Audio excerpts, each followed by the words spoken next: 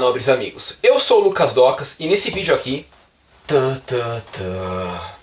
falarei para vocês sobre essa belezinha, que é a minha espada de duas mãos. Na verdade, falarei sobre espada de duas mãos nesse vídeo. E por que fazer um vídeo especificamente para esse tipo de espada? Afinal, você pode ter resumido ele já no vídeo de espadas ou em alguns dos outros vários vídeos que você fez a respeito sobre espadas neste canal, porque espada de duas mãos é um assunto diferente. A coisa é bem diferente mesmo. E para entendermos melhor,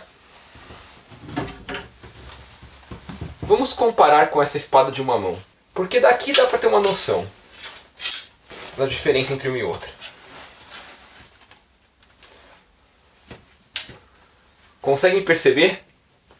Com mais curta, olha, daqui dá pra ver a ponta de uma, daqui não dá ainda pra ver a de duas.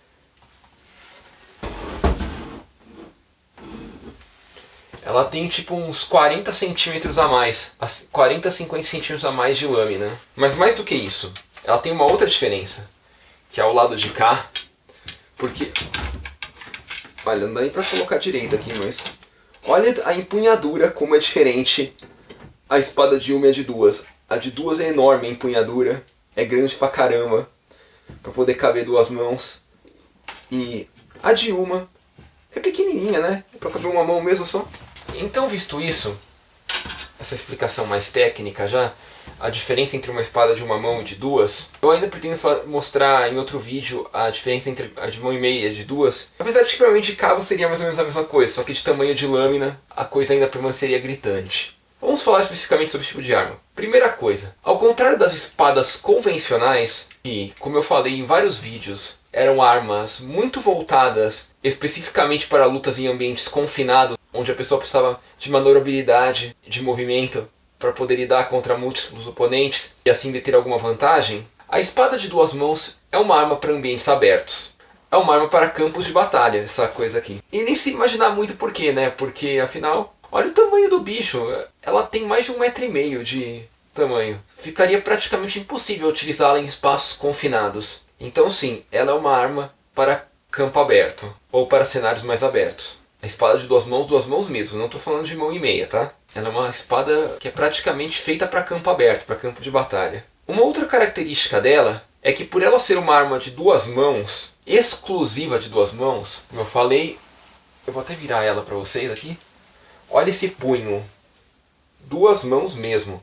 Você não consegue segurar isso com uma. É uma arma que não pode ser utilizada por montaria, por alguém montado. Por quê? Porque você não consegue utilizar armas de duas mãos estando montado. Na verdade, quando você está montado, você tem uma mão e meia praticamente. Você tem a sua mão da arma e você tem uma mão que está com a rédea, mas que você consegue utilizar o braço para um escudo, por exemplo. Ou até, se você estiver parado, você consegue, estando montado, utilizar alguma arma que possa precisar das suas mãos, mas só com o cavalo parado. E ainda, detalhe, você perderá completamente o equilíbrio sem a rédea. Se alguém encostar em você, a pessoa te derrubará com uma facilidade incrível. Então não compensa. E visto isso, sim, essa é uma arma feita para se utilizar a pé. Na verdade, a maior parte das armas são feitas para isso. São raras as armas que podem ser utilizadas na montaria, e somente a lança realmente é vantajosa de ser utilizada mesmo. Mas, enfim. Uma outra característica desse tipo de espada é que, ao contrário do que as pessoas acreditam, por ela ter essa lâmina gigante aqui que encosta no teto e eu não consigo nem mexer direito aqui dentro da cabana, ela é uma boa arma para se lutar contra lanças. Sim, ao contrário do que a gente imagina, nem sempre uma espada está em desvantagem contra uma lança. E no caso, as espadas de duas mãos, muitas vezes eram projetadas para lutar contra lanças em campo aberto. Sim, principalmente no final da Idade Média, que foi o auge dessas grandes espadas, ou espadonas como eram chamadas, uma das principais funcionalidades delas era justamente enfrentar soldados com lanças. E por que isso? Porque apesar de tudo ela ainda é uma espada. Ela pode ser grande, ela pode ser pesada pra caramba, ela pode, por ser de duas mãos, ser mais difícil de ser manejada, ou mais fácil, na verdade. Ela tem uma dificuldade a mais do que uma espada de mão e meia sendo manejada com duas mãos, porque a de mão e meia é uma espada muito leve, enquanto essa daqui é uma espada pesada, e grande, e desajeitada por isso. mas ela ainda é uma espada. Ela ainda é menos desajeitada do que uma arma de cabo longo, como uma lança ou alabarda. Então, basicamente, em função de ela ter a lâmina maior, mas preservar todas as características de uma espada, se tornava uma arma extremamente ágil para o campo de batalha, possibilitando assim, num primeiro choque com a lâmina de uma lança, afastar a lâmina e inutilizar o resto da lança. E quando eu falo afastar, não é necessariamente cortar, porque não necessariamente uma espada de duas mãos tem capacidade de cortar o cabo de uma lança, embora há relatos reais de que elas façam isso. Eu ainda vou fazer um teste nesse canal. Eu ainda vou pegar um cabo de vassoura, afiar melhor isso aqui e tentar cortar. Mas lógico, eu vou afiar no sentido de deixar um machado isso aqui, não uma lâmina de navalha. Mas sim, há registros de que esse tipo de lâmina poderia sim cortar os cabos das lanças e suas pontas, por consequência, deixando-as inúteis em combate.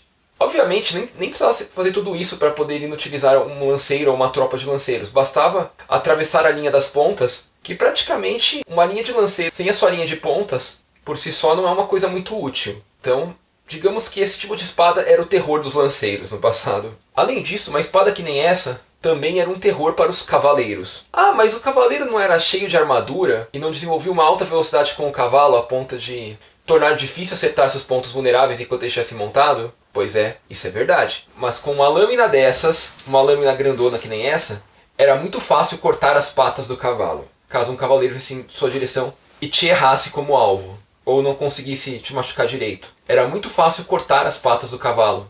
E na boa, um cavalo com pernas cortadas morre, cai e derruba o cavaleiro junto. E um cavaleiro cheio de placa pesada, caído junto com o cavalo, não é algo muito ágil ou muito esguio a ponto de conseguir se recuperar com facilidade e ir para a luta contra um cara bem armado e posicionado. Então sim, espadas de duas mãos levam vantagens contra cavaleiros. Outra característica que pode ser dita dessa espada aqui é que, quando utilizada em combate, ela é de longe a arma principal da pessoa que está utilizando. Não faz sentido carregar uma espada desse tamanho e deste peso como arma secundária. A menos que você preveja que, tipo, você vai, sei lá, iniciar a sua luta com um arco atrás de algum pavese, e só depois você vai ter que defender uma linha de frente contra um avanço de lanceiros, o que é bem incongruente, vamos dizer a verdade, porque geralmente quem utiliza armas de longo alcance costuma estar em formação defensiva, enquanto quem utiliza uma espadona, costuma estar em formação de ataque. Sim, essa não é uma arma muito boa para usos defensivos. E eu vou até mostrar com esse pequeno vídeo que eu vou gravar ali do lado de fora. Enquanto vocês estão vendo a principal aqui, vai ter um videozinho de lado, como eu sempre faço aqui.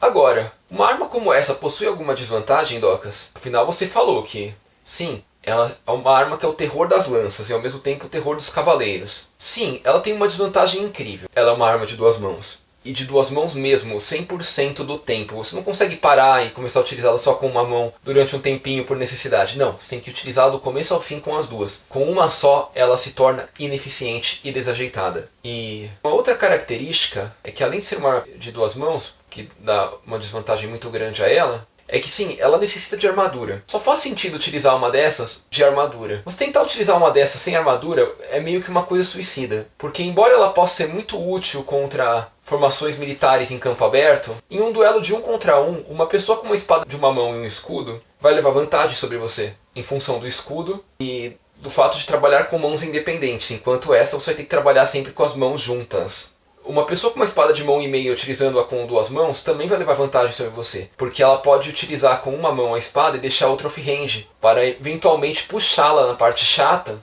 e te imobilizar. Além disso, por ela ser uma arma de duas mãos, como eu falei, e por ter sua característica desajeitada, ela pode ter outras desvantagens também, como por exemplo, armas de impacto com uma massa de uma mão, por exemplo, assim como combates corpo a corpo muito próximos, o que pode trazer grandes desvantagens. Agora, uma coisa interessante para falar nesse vídeo, antes do final dele, é o surgimento dessa espada, assim como eu falei da questão da armadura, está intrinsecamente ligado a ela, porque espadas de duas mãos como essa surgiram já no período das armaduras começando a virar placa, couraça e coisa assim, já não só cota de malha. E elas são tão bem desenvolvidas para isso que olha o que eu estou fazendo. Eu estou fazendo um Half Sword. Por quê? Porque espadas desse tipo já são feitas para isso, para Half Sword, para usar o pomo como clava.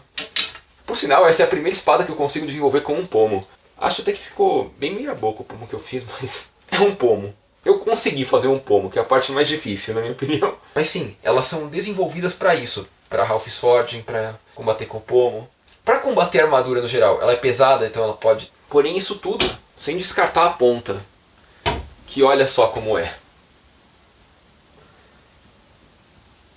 Pontuda o suficiente para atravessar uma cota de malha. Ou as frestas de uma placa. Porque aí com as técnicas de Half Swording, elas não se tornam completamente inúteis contra a armadura. Pelo contrário, continuam sendo bem úteis contra elas. E bom, meus amigos, se vocês gostaram de ver espadas de duas mãos aqui, espadas gigantes, por favor, deixe seu joinha aqui no canal, porque ajuda muito a gente com o nosso trabalho aqui. Não é inscrito, por favor, se inscreva, ajuda mais ainda. E achou interessante esse conteúdo e acha que pode ser útil para alguém? Por favor, compartilhe-o, passe-o adiante. Então, obrigado, nobres amigos, e até a próxima.